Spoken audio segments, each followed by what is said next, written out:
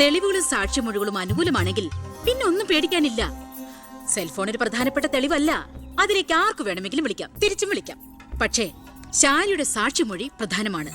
അതിലൂടെ മാത്രമേ വെട്ടൂർ ശിവനും ഈ കൊലയും തമ്മിലുള്ള ബന്ധം വാദിഭാഗത്തിന് തെളിയിക്കാൻ പറ്റൂ. ഈ വെട്ടൂർ ശിവൻ നിരപരാധിയാണെങ്കിൽ അച്ഛനും നിരപരാധിയാണല്ലേ മാഡം? അതെ. അപ്പോ എങ്ങനെയും ശാരിയുടെ മൊഴി നമുക്ക് അനുകൂലമാക്കണം. അച്ഛൻ ആ കുട്ടിയോടൊന്ന് സംസാരിച്ചാ?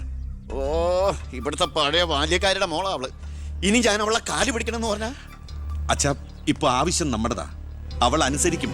അതിനുള്ള തന്ത്രങ്ങളൊക്കെ അച്ഛൻ അറിഞ്ഞൂടെ?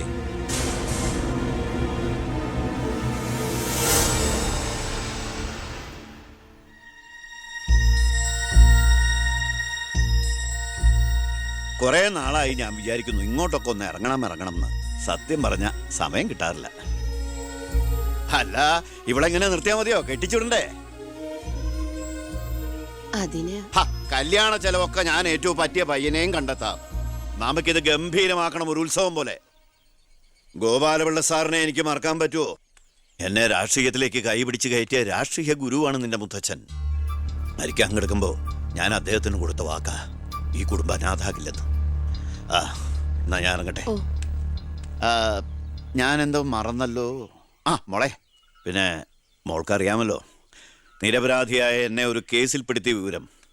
ആ പ്രതിക്കെതിരെയുള്ള മോളുടെ മൊഴി അതൊന്നും മാറ്റി പറയണം. ഞാൻ സത്യം പറയൂ. എന്റെ മുന്നിൽ വെച്ച് നടന്ന കൊലപാതകത്തിന് കൂട്ടുനിൽക്കാൻ എന്നെ കിട്ടില്ല. തെറ്റ് ചെയ്തവരാരായാലും അവര് ശിക്ഷിക്കപ്പെടണം. കുറെ കാലം എന്റെ വീട്ടിൽ നിന്നല്ലേ തള്ളയും മോളും. ഉണ്ട ചോറിന് നന്ദി കാണിക്കാൻ പറ ദേവകിയമ്മ മോളോട്. അമ്മ പറയില്ല. സാറ് പണ്ട് നന്ദി സൂചകമായി എന്റെ മുത്തശ്ശന് കൊടുത്ത വാക്ക് വിധവയായ എന്റെ അമ്മയെ അടിച്ചു തളിക്കാരിയാക്കാമെന്നല്ല, നല്ലൊരു ജോലി വാങ്ങിക്കൊടുത്ത് സ്വന്തം പെങ്ങളെ പോലെ സംരക്ഷിക്കാമെന്നായിരുന്നു. സാറിന്റെ വീട്ടിലെ കരിയും പുകയും കൊണ്ട് എല്ലാം മുറിയെ പണിയെടുത്തിട്ട് തന്നെയാ എന്റെ അമ്മ എന്നെ വളർത്തിയത്. ഒരു ബാല്യക്കാരിയുടെ കൂലിക്കണക്ക് പറഞ്ഞാ കുറെ കാശ് ഇങ്ങോട്ട് തരാനുണ്ടാവും. ഞാഞ്ഞൂളിനും പത്തി കൊള്ളാ. നീയൊക്കെ മാനം മര്യാദയായിട്ട് ജീവിക്കുന്ന എനിക്കൊന്ന് കാണണം.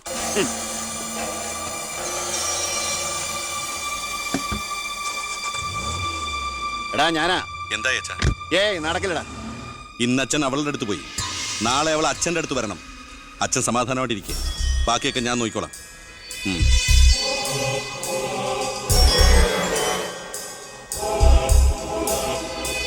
ഞാനാ. പേര് ശാരിക, കോട്ടപ്പുറം സ്കൂളിലെ ടീച്ചറാ.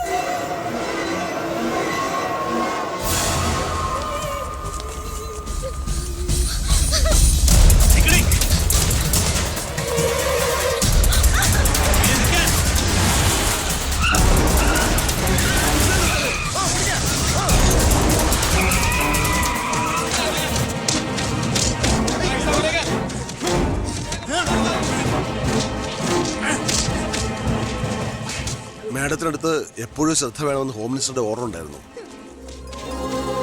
വരട്ടെ, പിടിച്ചു കയറ്റില്ല.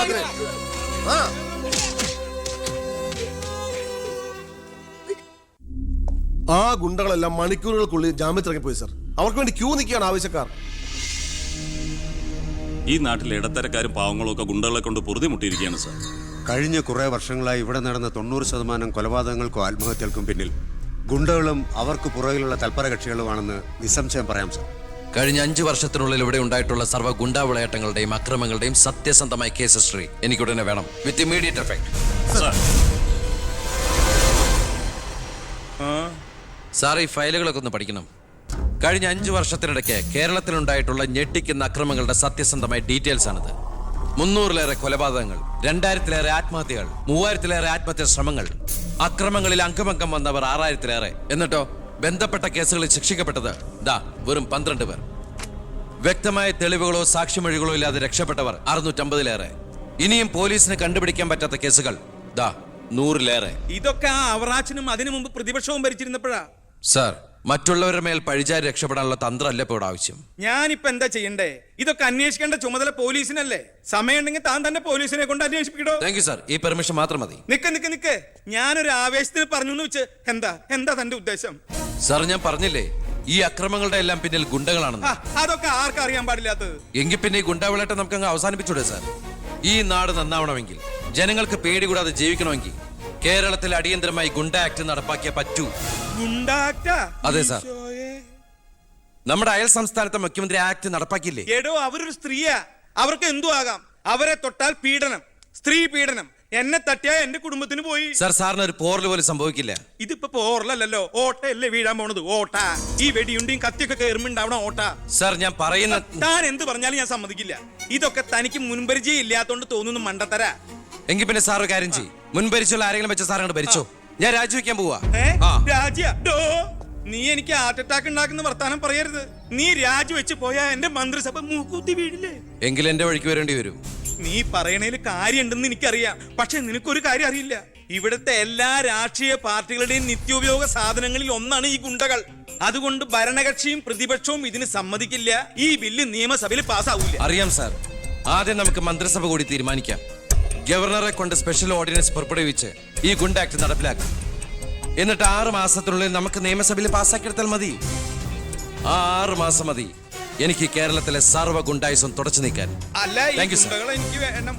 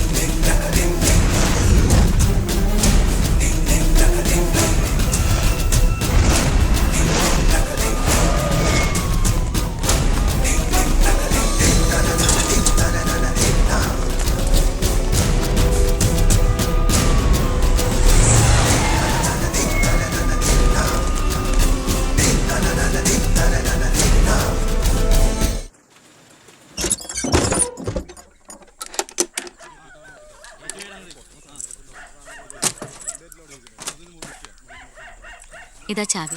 എന്നാ ഞങ്ങൾ ഇറങ്ങട്ടെ. ഓ, ആയിക്കോട്ടെ.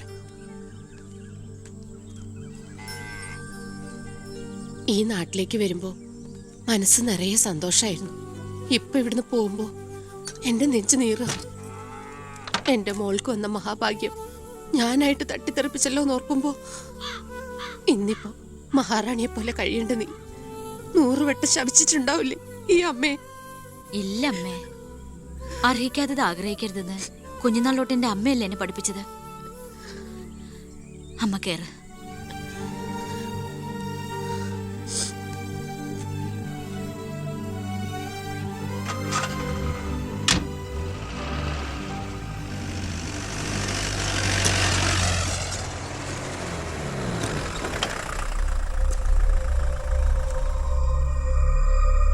നിർത്ത്, വണ്ടി എടുക്കല്ലേ.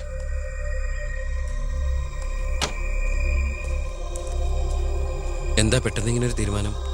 സ്കൂളിൽ ടെമ്പററി പോസ്റ്റ് ആയിരുന്നല്ലോ, അത് കഴിഞ്ഞു. ഇനിയിപ്പോ ആരാള്ള ഇവിടെ? ഞങ്ങൾ പോവാൻ നാട്ടിലേക്ക്. ഞാൻ ആ പഴയ പോസ്റ്റ് പെർമനന്റ് ആക്കി തന്നാലോ? വേണ്ട, എനിക്ക് പേടി എവിടെ ജീവിക്കാൻ. അവിടെ ചെന്ന് 10 കുട്ടികൾക്ക് ട്യൂഷൻ എടുത്തിട്ടാണെങ്കിലും ഞങ്ങൾ ജീവിച്ചോളാം. ഞാൻ അതല്ല ഉദ്ദേശിച്ചേ. അന്ന് ദേവികമ്മ ചോദിച്ച ചോദ്യങ്ങൾക്കൊന്നും എനിക്ക് മറുപടി പറയാൻ കഴിഞ്ഞില്ല. കാരണം പറയത്തക്ക പണിയൊന്നും ഉണ്ടായിരുന്നില്ലല്ലോ. ഇപ്പം എനിക്ക് ചെറിയൊരു ജോലിയുണ്ട്, ഇവിടുത്തെ ഹോം മിനിസ്റ്ററാ. സ്ഥിരം ജോലിയൊന്നല്ലെങ്കിലും 2 വർഷം തേച്ച MLA പെൻഷൻ കിട്ടും. പിന്നെ ഒരു ജോലി തനിക്കും കൂടി ഉണ്ടെങ്കിൽ ഒരു കുടുംബം സുഖമായിട്ട് കഴിഞ്ഞു പോക്കോളും. എന്തൊന്നും മിണ്ടാതെ രണ്ടുപേരും. മന്ത്രിയായെന്ന് കരുതി എൻ്റെ ഇഷ്ടങ്ങൾക്ക് മാറ്റമൊന്നും സംഭവിച്ചിട്ടില്ല കേട്ടോ. അമ്മേ, ഒരിക്കൽ കൂടി ഞാൻ ചോദിക്കുക, എനിക്ക് കല്യാണം കഴിച്ച് തന്നൂടെ ഇവിടെ?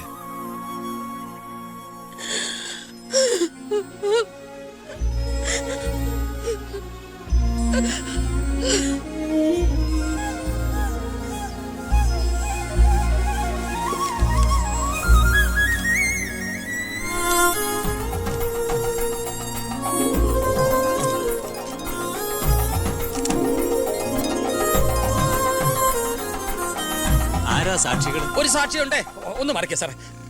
ജോസഫ് വർക്കി, കുണ്ടാലി തെക്കേതിൽ, ചിറ്റാരിക്കര. ഈ ധന്യ മുഹൂർത്തത്തിന് സാക്ഷിയാകാൻ ഒരവസരം എനിക്ക് തരണം. ദാ ഇവിടെ. അങ്ങോട്ട് മാറി നിൽക്കണോ? മാറിയിക്കാൻ പറഞ്ഞപ്പോ ഓക്കെ. തട്ടിപ്പും വെട്ടിപ്പും ഒക്കെ നിർത്തി ഇനിയുള്ള കാലം ഒരു നല്ല മനുഷ്യനായിട്ട് ജീവിക്കണമെന്നാണ് എൻ്റെ ആഗ്രഹം. നല്ലതാ. മന്ത്രിയോടൊപ്പം നടന്നില്ലെങ്കിൽ വീട്ടിലും നാട്ടിലും ഒരു പട്ടിയുടെ വില പോലും എനിക്ക് കിട്ടില്ല. എന്നെ കൈവെടിയരുത്. ഞാനൊന്ന് ആലോചിക്കട്ടെ. എന്താ ഈ പത്രക്കാരും പോലീസുകാരും കാണിക്കുന്നത്? മന്ത്രി വൈഫ് ഒന്ന് പുറത്തേക്ക് ഇറങ്ങിക്കോട്ടെ. ഇന്നത്തെ കൊരകന്റെ പൂമാല കിട്ടിയ പോലെ തിരക്ക് ഉണ്ടാക്കണ എന്താന്നാ ഞാൻ ഉദ്ദേശിച്ചത്.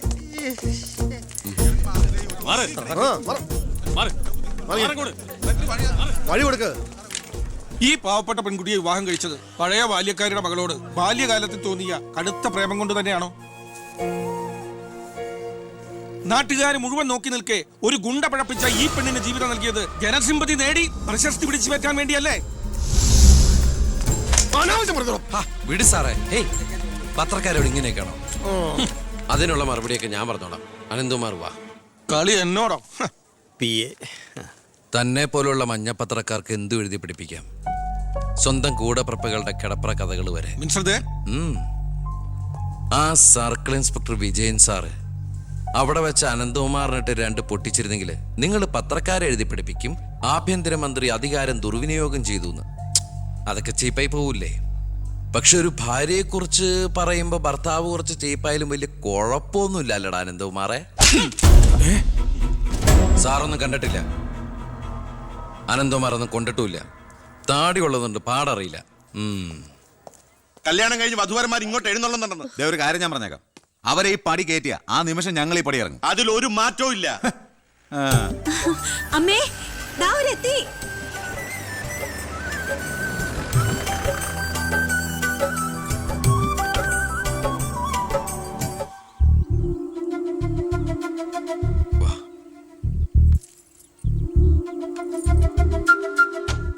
IAS IPS കയറി വന്ന ഈ വീട്ടിലേക്ക് ഇവിടുത്തെ വാലിക്കാരിയുടെ മോളെ കെട്ടിക്കൊണ്ട് കയറി വരാൻ നാണമില്ലേടാ നിനക്ക്? ഈ കെട്ടിലമ്മേ മന്ത്രിമന്ദിരത്തിലേക്ക് കെട്ടി എഴുന്നള്ളിക്കാൻ വരുന്നില്ലേ? അതെ, അത് തന്നെയാണ് ഉദ്ദേശം. ആഭ്യന്തരമന്ത്രിയുടെ ഭാര്യ മന്ത്രിമന്ദിരത്തിൽ തന്നെയാ താമസിക്കേണ്ടത്. അല്ലാതെ അച്ചുവീട്ടിൽ അട്ടിപ്പേറ് കിടക്കുന്ന ഭർത്താക്കന്മാരുള്ള സ്ഥലത്ത് ഞങ്ങൾ താമസിക്കുമെന്ന് കരുതിയോ? ഇപ്പൊ ഞങ്ങളിവിടെ വന്നത് എന്നെ സ്നേഹിക്കുന്ന എന്റെ അമ്മയുടെ അനുഗ്രഹം വാങ്ങിക്കാനാ. വാ മോളെ, വലതുകാല് വെച്ച് ഐശ്വര്യമായിട്ട് കയറി വാ. ആ പടി ഔട്ടി പോരുത്.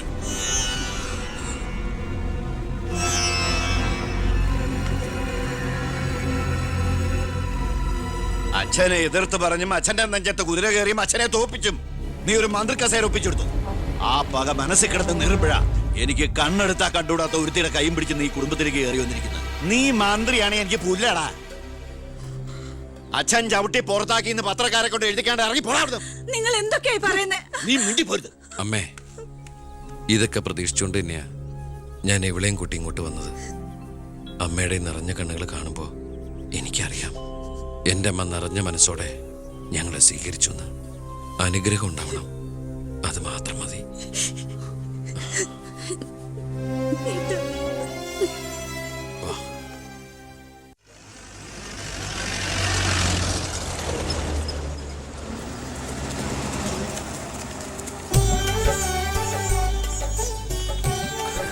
ഈ വീട്ടിലെ അച്ഛനും അമ്മയും PAയും എല്ലാം ഞാനാ. ഐശ്വര്യമായിട്ട് വലതുകാലം ഉച്ചകത്ത് കയറിക്കേ. എന്റെ ഈശോയെ നന്മ വരുത്തണമേ. ഇനിയെങ്കിലും അവരെ അവരുടെ മാത്രം ലോകത്തിലേക്ക് വിട്ടുകൂടെ? മന്ത്രിക്കുമില്ലേ ഫസ്റ്റ് നൈറ്റ് റൊമാൻസും ഒക്കെ? പ്ലീസ് എല്ലാവരും ഒന്ന് പുറത്തേക്ക് ഇറങ്ങി പ്ലീസ് പ്ലീസ്. പറയുന്ന പ്ലീസ്.